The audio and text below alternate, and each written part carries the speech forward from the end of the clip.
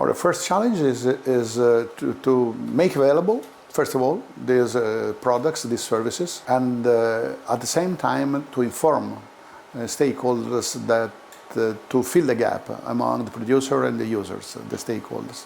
This is a challenge, in my opinion. So we don't have only to think to produce, but we have also to think to communicate what we have produced. Otherwise, there is the risk that this big amount of information that is available and will be available in the future cannot be used properly. So this is an effort that must be done at different levels, because climate services are useful also at the very, very local scale, at the scale of the single farmer or the single citizen. And so in order to arrive to these scales, to this spatial scale, we have to do a lot of work in communicating, in informing people about this.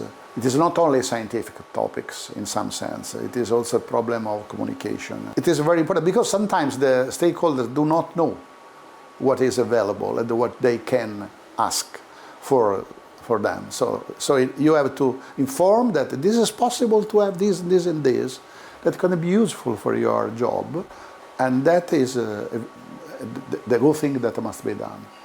So I think that all of these activities, projects and so on are extremely useful in broadcasting these capabilities, information, and so it is very useful to increase the communication with the stakeholders. This is a major challenge. On the scientific viewpoint, there is, for example, Destination Earth is another very, very important issue, because that means that we now, with actual technology, can produce virtual climate systems with a computer resource in order to build different scenarios of occurrence in the future, making decision.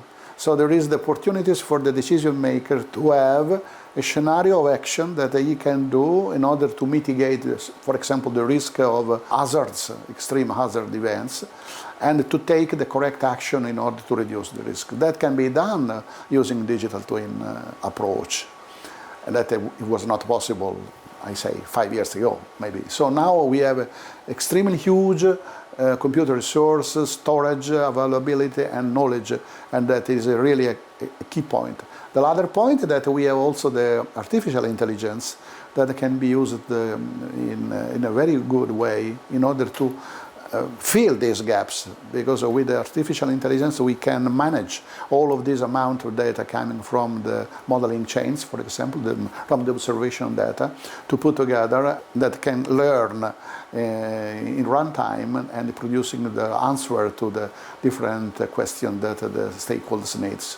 As I told before, that the first issue is to communicate to the community, different communities of stakeholders, what is available. So, for example, this morning we have learned the big amount of information that can be obtained by C3S, for example, for Copernicus Climate Services, for example. The climate service that can be done, starting from that, downscaling these global scale products to the local scale. So this is the need to communicate what is really available in the different sectors. For example, what is available for agriculture, what is available for tourism organization, for producing energy, and civil protection, managing risk, must be done. So adaptation means climate services, and climate services means adaptation in some sense, are a sort of synonymous terms. So to make adaptation now we have to use climate services